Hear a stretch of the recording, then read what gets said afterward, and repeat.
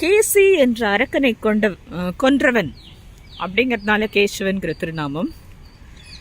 கேசவன் என்கிற திருநாமம் வந்து பிரம்மா, விஷ்ணு, சிவன் ஆகிய மூவரையும் சேர்த்தே குறிக்கும்.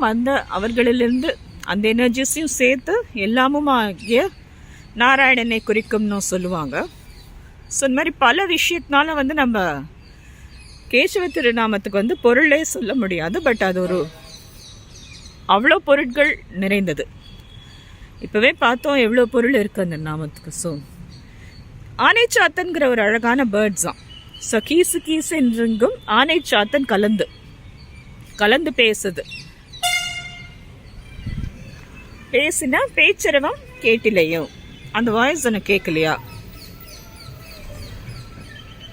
காசும் பிறப்பும் கலகலப்ப கைபெயர்ந்து